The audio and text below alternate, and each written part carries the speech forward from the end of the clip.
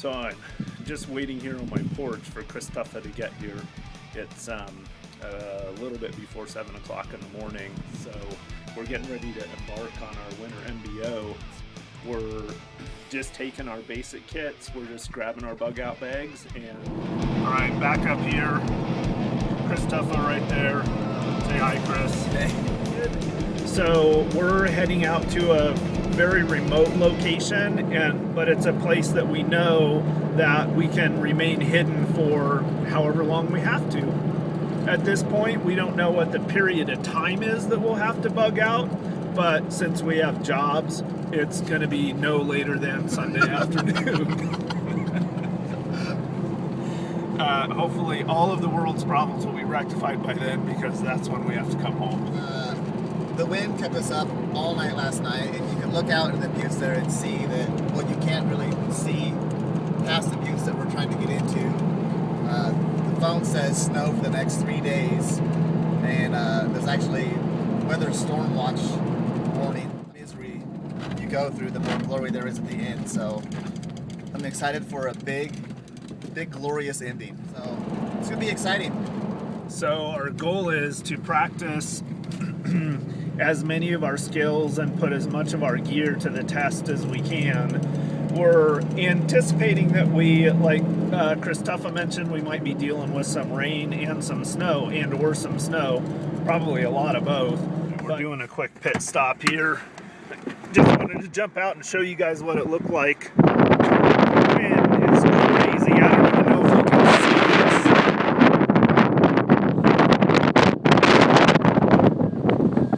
But we definitely got a storm coming in.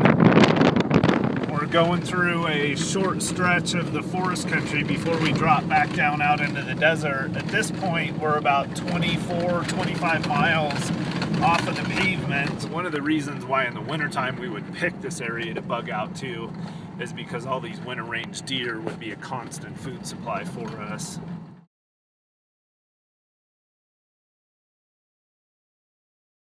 We really are just leaving with our bug out bags. So we don't have tents, we don't have sleeping bags, we don't have stoves, we don't have any of the normal kind of camping gear. Our bug out bags are pretty bare bones, but they're designed to have enough gear in it to sustain us for a long period of time. Poncho and our tarp are our two possible things to make cover out of for our shelter. Obviously things that can be windproof and waterproof. And then for warmth, for insulating. The warmth, I've got basically a wool blanket and then some clothes that I'm wearing. Basically I'm running, a real similar system. In my system I have the USGI poncho, a tarp, and a poncho liner. So we're just going on the edge of some real broken butte and lava country, and that's where we're going to bug out to, because it's really hard country and we have a really good chance of staying hidden back in there and being. All right, so we're at our jumping off spot. This is where we leave the vehicle, and we're going to head back into this broken lava country. It is snowing really pretty hard right now, so we're going to get all geared up and start hiking. It's coming down so thick. Like we had hoped for some snow. We got it. And that's what we get. It's snowing like a bitch, so we're throwing on our ponchos to just cover our packs and all of our gear. How's your gear all riding? I'm pretty excited about this. Excellent. Yeah. All right, we just wanted to give you guys a little peek at the country we're going through. So this is, basically just twisted labyrinth of lava. There's some scattered ponderosa pine in here with juniper, and it's pretty rough going. We have we're probably carrying about 40 to 45 pounds a piece. I feel like we're pretty remote. I can't imagine anybody, let alone accidentally finding us, actually coming out here and trying to find us. So we found a spot where we're going to make our shelter for the night. You can see Chris Tuff off there in the background. We just dumped our packs off there, and we're going to get to work making a shelter right in here. So we're going to anchor some boards coming out, or some logs coming out, into this rock face. We'll make this rock the back of us.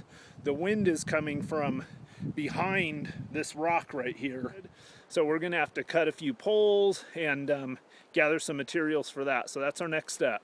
So our plan is, this is going to be the back wall of our shelter. Obviously it's a little bigger than we would normally build a survival shelter, but there's two of us and we're anticipating bad weather, so we need to be able to fit all of our gear in. We decided to have a little coffee break, get a little lunch in us.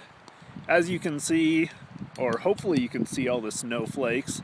The wind's blowing at least 120 miles an hour.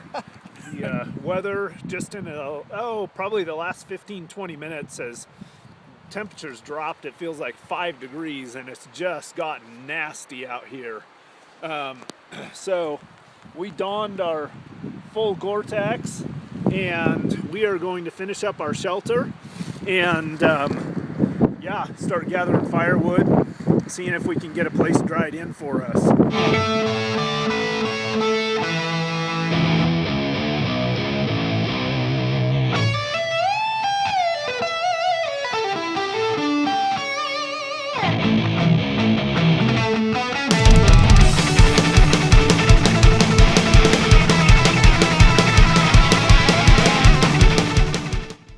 All right, so we wanted to show you guys our hooch as it stands now. So what we did was we used tarps for the roof, and we're walling in the sides with pine, juniper, and we found some ponderosa pine bark off of a dead standing snag. So here's our shelter. As you can see, it's still got some holes. We've got built a wall of rocks in front of it to reflect the heat back into the shelter. There's my wingman, Christopher. That'll be our home for the night. It's so nice in here. We spent, probably about 3 hours total on our shelter, and Chris Tuffa's processing some firewood. We built up a pretty good size reflective wall of rock to keep the heat going back into our shelter, and now we're starting to pile up ponderosa pine boughs in there. We're going to pile up about a foot or so thick of ponderosa pine boughs, and then we'll take and gather up some pine needles, build that up a little further, and then ultimately we'll lay one of our ponchos over the top of it to keep us insulated from the ground. I think we're going to make the night all right. What do you think, Chris? Yeah. I don't know how much glory we're going to have this time. All right, so we're settling in to have a little dinner. What are you having, Christopher? Lasagna with meat sauce. Excellent. I wish it was squirrel with meat sauce, but it's frozen up No, here. no luck for the big white hunters today. I don't think a single animal moved. It was pretty much storming all day.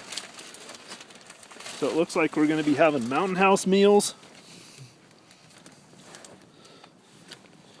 and some pine needle tea. But I think the shelter is going to be pretty comfortable. It's doing a good job of reflecting the heat back up inside. We've got all the wood, because it's been snowing all day long. Almost all of our wood is soaking wet, so we've got a supply of it drying across our heat reflector wall. So you can see we have a conglomeration of wood stacked everywhere. They're just even underneath the trees, everything was just damp. And then, you know, any wood that's touching the ground is awfully wet. But I got my titanium pot. Chris has got his little mess kit going. We've got the fire burned down to just a nice bed of coals, and we're waiting for water to come to a boil so we can hydrate some dinner. What happens during the night is it's cold enough that we sleep for about an hour at a time and then get up, put wood on the fire, move around a little bit, get the fire stoked up, and then we get another hour or two of sleep. So, I don't know, probably altogether, we probably got 4 or 5 hours of sleep, don't you think? Yeah, the most. All in all, it wasn't a bad night considering I think the temperature dropped down to about 18, I think that was the low, and cold enough that our water bottles that weren't close enough to the fire had frozen water in them when we woke up this morning. So the only wind that we had, because of our shelter, was a couple little pockets right here. There was nothing coming in from the front or the top, anything like that. It was just a pocket right here. So I took my poncho off and just stuffed it up in here. And all I used last night, literally, was this wool blanket. So, oh, and I had a bandana over my face. So partway through the night, the wind came up and was basically just, it came across here, across this direction, and was just taking all the heat from our fire and blowing it right out that way. So we built this little wind wall. Ooh, what time was that, Chris? About 1 in the morning? About 1 o'clock in the morning. And actually even just that little bit right there just helped keep the wind from stripping all of our heat away and allowed more of the heat to move up into the shelter for us. We're just kind of getting up from the morning. We went on a little walk, and now we're getting ready to have some breakfast. We are going to try some, what do they call this stuff here? We're going to try some shelf-stable French toast to go with our Mountain House breakfast skillet. This is the food that we keep in our packs. So, quick walkthrough on our shelter. We spent the night last night. So, you'll see when we get a little bit closer, we built it, the back of it up against a rock ledge. We brought 2 corner posts out in the front, used our tarps for the roof of it, and then we walled in the sides with a combination of ponderosa pine bark and then junipers, juniper boughs and pine boughs. This is our typical cold weather design. We set up a reflective wall to build the fire behind that reflects the heat back up into our shelter. And that really is the main way for us to stay warm at night, is utilizing that heat from the fire. So the inside of our shelter, there's the reflective wall we built, our corner posts. We used a couple of junipers, 2 tarps for the roof. And then this is how we slept in here. You can see the back of our shelter is actually this rock ledge. Here's a good view of the wall with the, you can see those slabs of ponderosa pine bark there. Those are real time savers because in order to stuff enough juniper and pine boughs in there to block the wind takes quite a bit of effort. So finding that dead standing snag and being able to strip that bark was a godsend. Coming around here, you can see luckily one of the resources we have a ton of here is rock. So we were able to construct a pretty good reflective wall there. So I wanted to just do a quick rundown on what we slept in last night. So basically each of us have Chris Tuffa has a wool blanket and I have a Wiggy's poncho liner. So, and then we have these high density foam pads. So this is basically how we slept, was on our pads. I wrapped this around my body. We left our feet out so they could get heat from the fire. And then I take this This is actually a bivy sack. And I didn't get inside it last night. I just folded it over the top of me to block the wind. Then we use our backpacks for our pillows, and this is basically how we slept. This is my sleep system. Basically, what I typically use is this wool blanket, and then I have this poncho over the top of me. We've made the decision in our systems not to have the weight of things like sleeping bags and tents, and it really is pretty amazing that in 18 degrees, this Wiggy's poncho liner and this bivy bag, as long as you build your shelter right and have your fire positioned relative to the shelter, it really is possible to have a pretty comfortable night, even with that minimal of gear. All right, so we're getting packed up, getting ready to walk out of here.